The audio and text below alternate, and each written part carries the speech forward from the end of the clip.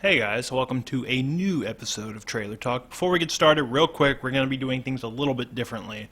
I decided I'm going to break up Trailer Talk. Instead of doing like 6 big trailers, I'm going to do just a few trailers each episode. That way I'll be able to, they'll be in smaller chunks, so they're more digestible. But also I'll put out 2 a week instead of 1. That lets me do a couple things. One, I'll be able to sort of keep up with trailers a little bit better, even though I'm kind of running behind. But 2, it lets me sort of keep a more focused, keep each show a little more focused, or maybe even themed sometimes. Maybe I'll even go back and finally do my favorite retro trailers or whatever. But you'll see what I mean once I get started. Because this week's Trailer Talk is focusing on releases that are coming out next week that I'm excited about, and I'm probably going to be playing all of them. So let's get rolling.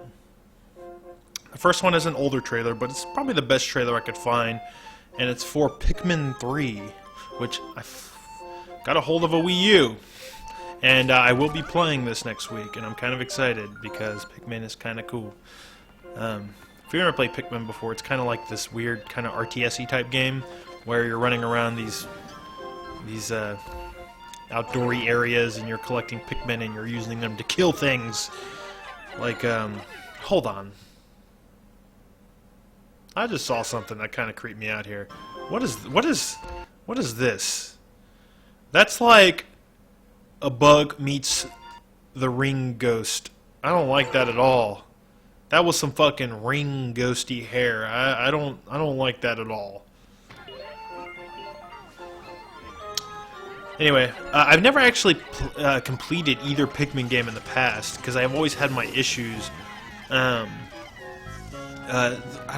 didn't really love the controls back on the GameCube, and I know they came out with the Wii, but I haven't had a good way to broadcast Wii games that much in the past. But now I do, because on the Wii U it's going to look all purty and stuff. But the reason I never finished the first one is because of the whole 30-day limit thing, and this, the second one I had other issues. I don't know what they were, but this one it still has sort of a time limit, but it's much less strict than the 30 days of the original, and you can get fruit to sort of give you yourself more time, and it's good because I actually like the controls of the Wiimote and Nunchuck setup that they used in the Wii Play Control on the Wii. So I'm excited about this game, and it looks nice. It's finally in HD, which I think it kind of needs to be when everything's this little and shit. I heard a lot of good things about Pikmin 2's multiplayer, and I don't know if it looks a little bit different with this bingo battle thing, but hopefully it'll still be fun. Maybe I'll play some of that with Malia. I don't know if she can handle it, but I'm excited. I'm excited I can actually play. I'm excited I can actually play a Pikmin game for once, and it's gonna look good. And I still can't remember what was my problem with 2. I don't know. They stressed me out in the past, and I might get stressed out with this game, but we'll see. With no time limit. Hopefully it'll be better, but I don't know. Let's move on to the next trailer. Whoa, I think I skipped. Oh, shit. Oh, God, this is fucking Trailer Talk history. I have no idea what trailer this is. Okay, this is right. Another game coming out next week is Tales of Xillia. And while I don't play a lot of JRPGs on the feed, I will say I am a big fan of JRPGs. I sort of grew up playing them.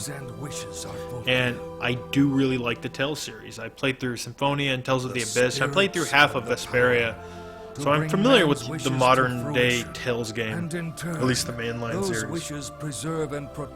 And I'm not going to lie when I say that, watching a trailer like this, which is all sort of cinematics and cutscenes, does get me kind of excited about Tales of Xillia.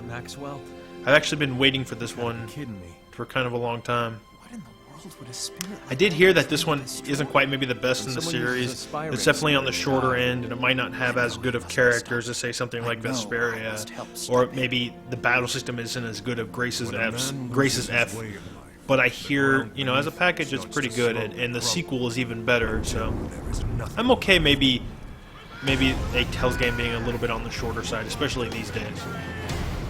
I can no longer obey the king. He uses. And you might be watching these cutscenes and stuff and be thinking, we have to save those citizens. This is a little kind of Your metal is inspiring. Your typical Hold on Japanese tight. RPG story or whatever. one in this world Maybe a little over the is top, but more worthy what I will say about the to Tell sit series upon is why this they do throne than I. sort of, tread in cliches a lot with their stories. Spirits They present them protecting well. humans. And I don't hear a That lot is of people quite talk about this, but I really like the cutscenes in Tales games because they're choreographed really well. There's a lot more movement and stuff that you don't see in a lot of JRPGs, where cutscenes are often very static. People just kind of standing around.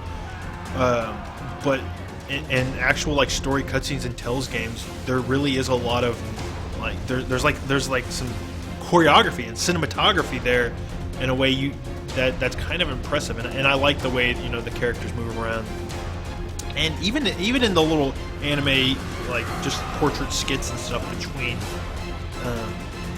like when you're just exploring the world. Well, that's really well done too. Voice acting is always pretty solid in these games.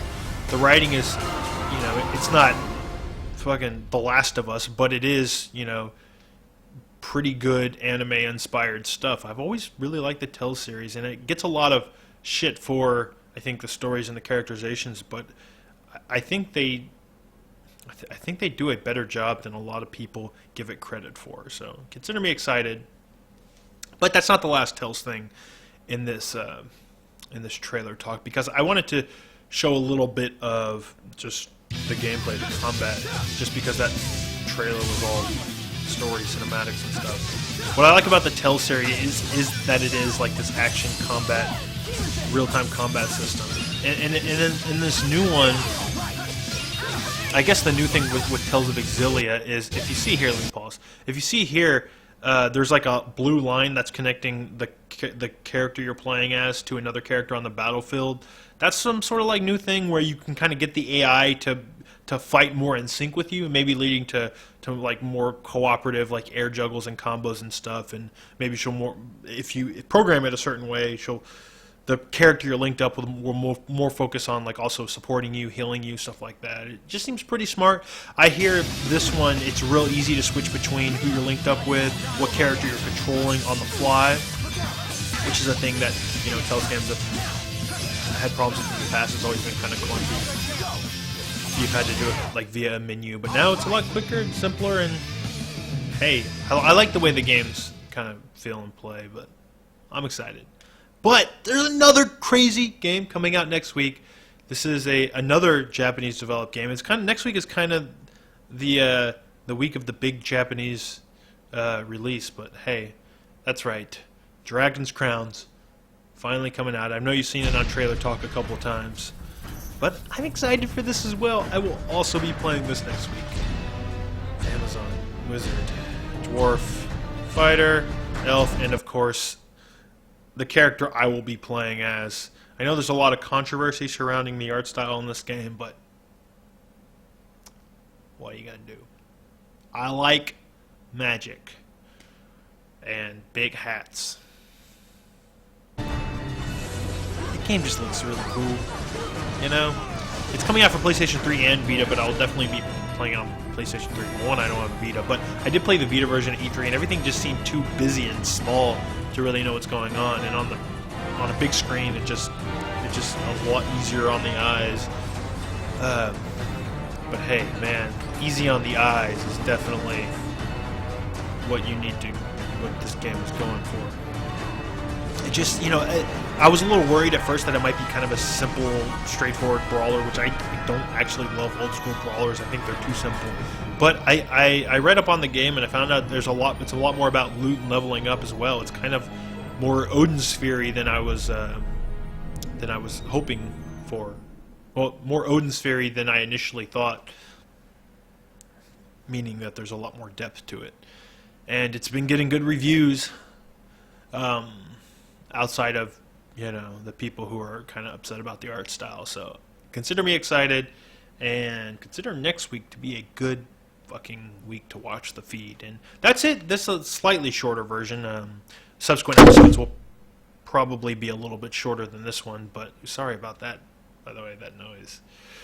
Tell me what you think. If you like the new shorter format or a more focused trailer talk, let me know. I'm actually going to be doing another one of these as being uploaded tomorrow because I am running behind this week.